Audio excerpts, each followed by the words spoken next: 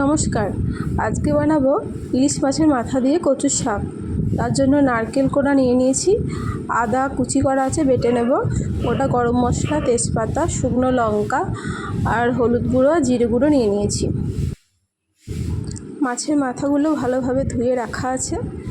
আর কচুর শাক ধোয়া ছিল, সেটা আবার কুকারের মধ্যে একটু তেঁতুল দিয়ে ভালোভাবে সেদ্ধ করে নিচ্ছি, তাহলে আর কুটকুট করবে না।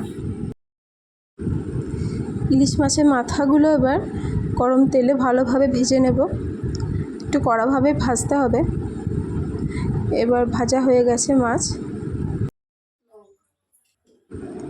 কড়াইয়ে তেল গরম করে নিলাম।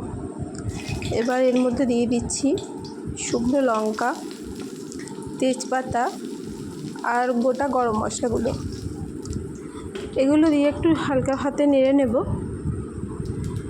খুব বেশ সুন্দর একটা সেন্ট আসে।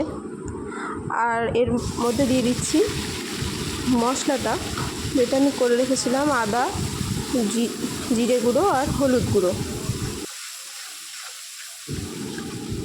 এবার আমি দিয়ে দিচ্ছি টমেটো কুচিগুলো।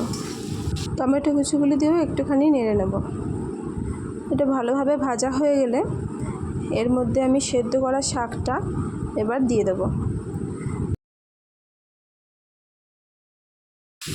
শাকটা দিয়ে ভালোভাবে ভাজা ভাজা করে নিতে হবে।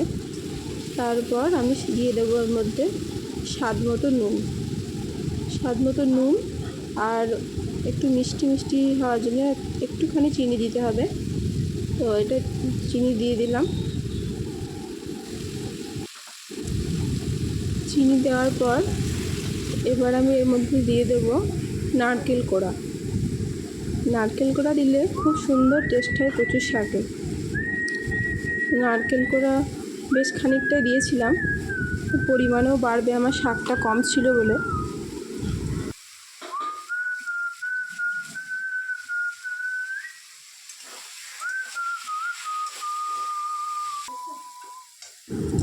নারকেল কোড়াটা ভালোভাবে মিশিয়ে নিয়েছি।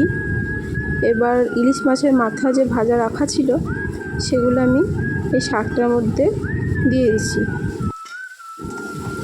মাথাগুলো একটু ভেঙে দিলে বেশ শাকের সাথে মিশে যাবে আর টেস্টটাও খুব সুন্দর হয়। দু একটা কাঁচা লঙ্কা ভেঙে দিয়ে দিচ্ছি, খুব সুন্দর সেন্ট উঠবে এর মধ্যে।